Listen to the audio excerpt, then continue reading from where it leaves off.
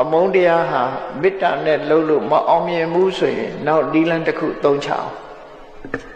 မေတ္တာထားလို့မရဘူးဆိုလို့ရှိရင်သူ့ပေါ်မှာအကျဉ်းနာကရုဏာထားလိုက်ပါဘယ်လိုအကျဉ်းနာတရားထားရမလဲလို့ဆိုရင်ဒီလူဟာ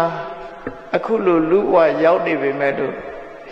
သူ့ရဲ့စိတ်နေသဘောထားတွေရ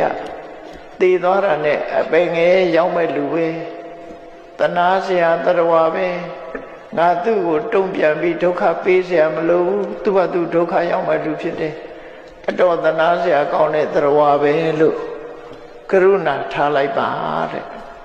အဲ့လိုကရုဏာထားရင်ရှင်တဲ့ကအမုန်းတရားဟာပျောက်သွားနိုင်တယ်စမ်းကြည့်ရမှာနော်ဒါတွေကအိမ်ပြန်တဲ့အခါမှာလက်တွေ့အသုံးချအိမ်ပြန်တဲ့အခါမှာလက်တွေ့အသုံးချ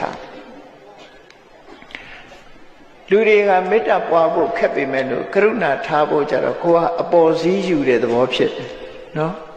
အပေါ်စီးယူတဲ့သဘောဖြစ်သည့်အတွက်ကြောင့်တဏှာထိုက်တဲ့ပုဂ္ဂိုလ်တယောက်အနေနဲ့တဏှာပေးလိုက်ပါလို့ဆိုလိုတယ်ပေါ့အဲ့ဒီလိုတဏှာချင်နာတဲ့စိတ်တွေဖြစ်ပေါ်လာလို့ရှိရင်လည်းပဲအမုန်းတရားဟာပျောက်သွားနိုင်တယ်အဲ့ဒီလိုမှမပျောက်ဘူးဆိုလို့ရှိရင်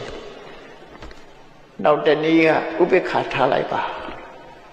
ဥပိ္ပခာလို့ဆိုတာဟာဘာလဲဆိုလို့ရှိရင်ချစ်ချင်းမုန်းချင်းကင်းပြီးတော့ကိုယ်နဲ့မသိတဲ့ပုဂ္ဂိုလ်သဘောမျိုးနော်ငါကတော့ငါနဲ့သိတာမှမဟုတ်ပဲကိုဘွားတော့ကလည်းငါနဲ့သိတာမှမဟုတ်ပဲအခုမှတွေးကြတာပဲသူဘာသူဘာပြောသူနဲ့ငါနဲ့သိတာမှမဟုတ်ပဲဆိုတဲ့ဥပိ္ပခာနဲ့ထားလိုက်ချစ်ချင်းမုန်းချင်းကင်းတဲ့ဥပိ္ပခာနဲ့နေလိုက်အဲ့လိုနေလိုက်လို့ရှိရင်ရင်ထဲကမုန်းတရားပျောက်သွားတယ်အဲ့ဒါနဲ့မပျောက်ဘူးဆိုလို့ရှိရင်ဘာလို့အောင်အတ္တိအမနတိကာရတဲ့၄နံပါတ်ဤစနစ်ကိုမြတ်စွာဘုရားမေ့ပြလိုက်ပါကိုယ်ဆဲထားတာမေ့လိုက်မေ့နေရင်တော့ခေါင်းထဲမှာရောက်လာမှာမဟုတ်ခေါင်းထဲရောက်မှဒေါသထွက်တာဟုတ်နော်ဘယ်ရာပဲဖြစ်ဖြစ်တတိရတဲ့အခါမှာဒေါသဖြစ်တာအဲ့တော့ခေါင်းထဲမှာမထားနဲ့မေ့ပြလိုက်ဘယ်တော့မှစိတ်ထဲမရောက်စေနဲ့ဒီအကြောင်းအရာကိုလုံးဝမေ့ထားလိုက်